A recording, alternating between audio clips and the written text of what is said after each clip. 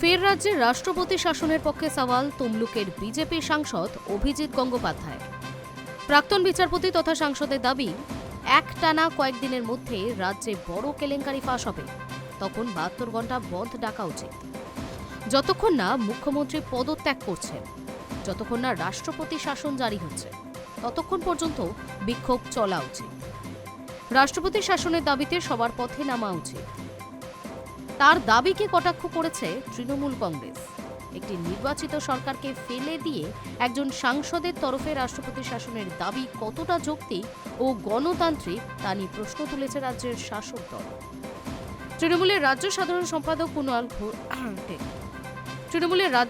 সম্পাদক কুণাল ঘোষ বলেন, আপনার কাছে অভিযোগ থাকলে সিবিআই এর কাছে যান। তার কটাক্ষ, রাষ্ট্রপতি শাসনের দাবিতে রাষ্ট্রসংঘে যান, ওগুলো পুরনো কথা। বাংলার মানুষ তৃণমূলের পাশে আছে।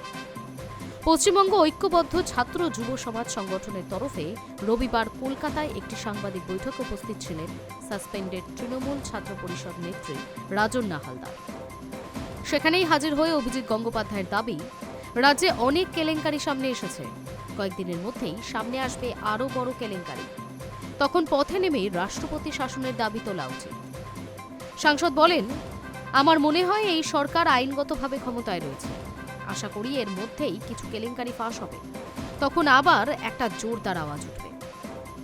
আমার মতে সেই কেলেঙ্কারি ফাঁস হলে 72 ঘণ্টা বন্ধ রাখা উচিত, যতক্ষণ না মুখ্যমন্ত্রী মমতা বন্দ্যোপাধ্যায় পদত্যাগ করছেন, যতক্ষণ না রাষ্ট্রপতি শাসন জারি হচ্ছে, ততক্ষণ পর্যন্ত বিক্ষোভ চলা উচিত।